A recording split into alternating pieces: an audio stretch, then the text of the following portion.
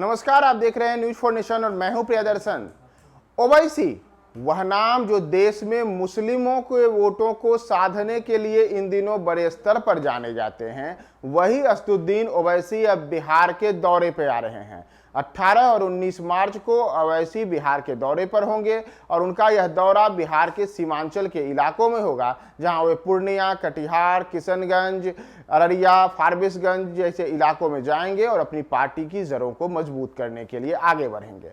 अगर आप बात करें ओवैसी की, तो ओवैसी वर्ष 2019 के लोकसभा चुनाव में भी बिहार में अपना जादू बिखेर चुके हैं। उनकी पार्टी के उम्मीदवार ने किशनगंज के लोकसभा क्षेत्र में 3 लाख से ज्यादा वोट हासिल किया था। वहीं वर्ष 2020 के बिहार विधानसभा चुनाव में उनकी पार्टी 5 सीटें जीतने में कामयाब रही थी। हालांकि बाद में उनके 4 विधायक उनकी पार्टी छोड़कर के राजद में चले गए थे।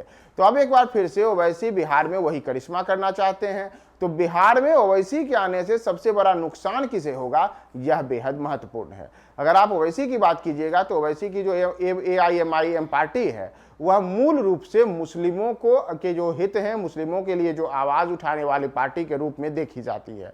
न केवल बिहार, बाकी अगर हम बात करें हैदराबाद की, बात करें महाराष्ट्र के इलाकों की या देश के अन्य इलाकों में, तमाम जगहों पर ओवैसी की पार्टी मुस्लिम हितों की रक्षा के लिए लगातार आवाज उठाते रही है।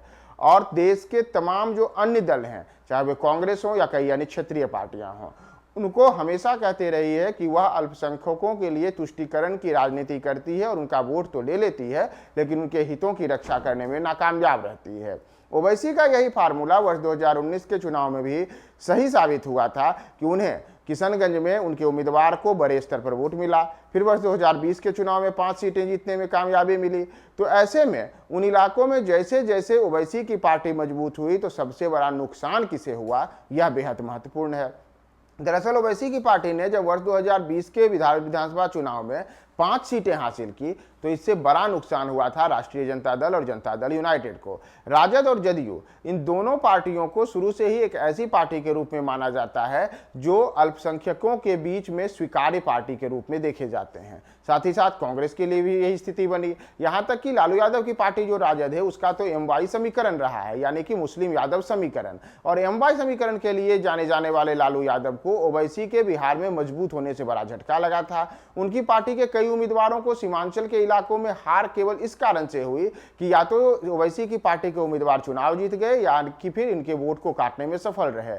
इसी तरीके से नीतीश कुमार वर्ष 2005 से बिहार में मुख्यमंत्री हैं और वह बिहार में मुख्यमंत्री बनने के बाद से लगातार जदयू की जड़ों को अल्पसंख्यक बिरादरी के वोटों के बीच में मजबूत करने के लिए नीतीश ने कई काम किए हैं। लेकिन ओवैसी के बिहार में मजबूत होने से नीतीश कुमार को भी बड़ा झटका लगा था और नीतीश के भी कई उम्मीदवार केवल इसलिए चुनाव हार गए थे क्योंकि उन सीटों पर ओवैसी के उम्मीदवार ने या तो वोट काटने में सफलता हासिल की या फिर वहां पर इनके उम्मीदवार को सीधे सीधे चुनावी मुकाबले में हराने में कामयाबी हासिल की। नतीजा रहा कि लालू और नीतीश दोनों की पार्टियों को वर्ष 2020 के चुनाव में कई सीटों पर केवल इसलिए हार का सामना करना पड़ा क्योंकि ओवैसी की पार्टी मजबूत हुई। इसी तरीके से कांग्रेस के साथ भी स्थिति बनी।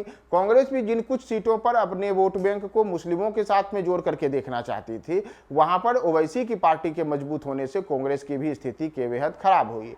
नतीजा यहां तक हुआ कि कुछ ऐसी सीटें जहां पर कि त्रिकोणीय मुकाबला हुआ, तो उन सीटों पर कांग्रेस, जदयू, राजद के उम्मीदवार तो चुनाव हार गए, लेकिन इनके वोट बैंक को ओवैसी की पार्टी ने काट लिया। तो इस वजह से भारतीय जनता पार्टी के उम्मीदवार जीत गए। तो इस बार भी अगर ओवैसी की पार्टी उन इलाकों में इसी तरीके से मजबूत होती है, तो माना जा रहा है कि इसका बड़ा नुकसान जहां महागठबंधन को होगा, यानी कि कांग्रेस, राजद, जदयू जैसे दलों को होगा, तो वहीं अगर इन वोट बैंक में सेंधमारी करने में ओवैसी की पार्टी सफल रहती है, तो भाजपा को एक प्रकार से यह फायदा पहुंचाने वाला कदम हो सकता है।